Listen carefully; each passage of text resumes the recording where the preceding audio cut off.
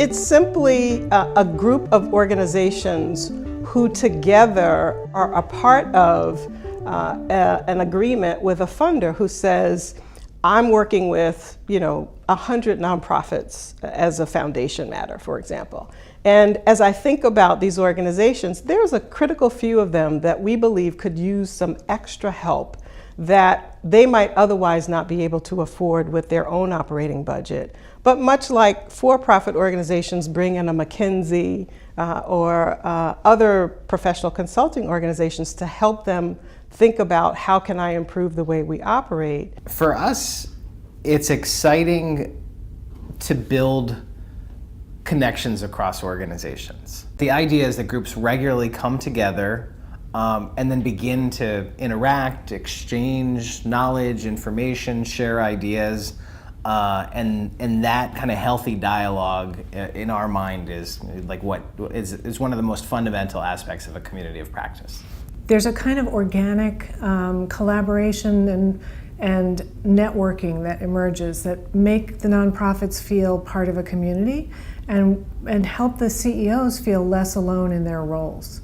In terms of challenges, I guess the biggest one is that it requires some degree of letting down their guard to be in the room together and to freely exchange kind of all their bumps and warts, but also the positive side. We do a fairly decent job of getting executive directors to talk to each other, but not other senior staff. Like board members from different organizations never talk to one another.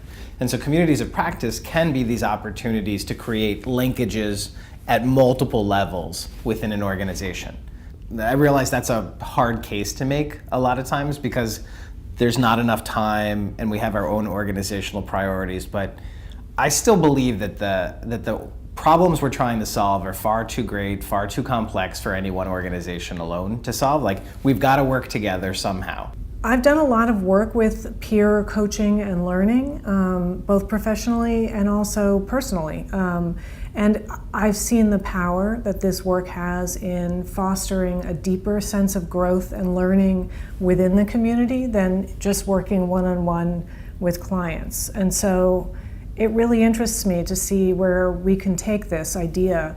Like, once groups are in a room together, they might say, yeah, I'm struggling with like back office and finance. Like, I don't really have the staff for that. And then somebody else would say, like, I have that same problem. And then a third organization might say, I have greater financial capacity.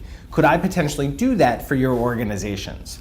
And once you start to get people in this place where they trust and support one another, I think there's just incredible possibilities to see greater collaboration happen. And that it will take a long time. How do we get these organizations who are delivering on the ground day to day to very critical needs in communities across the country? How do we help them to do that better? How do we optimize the funders' investment in them? And how do we strengthen overall this sector that is delivering programs and services that are much needed in our communities and that may not otherwise be able to afford ways to help them do their best work?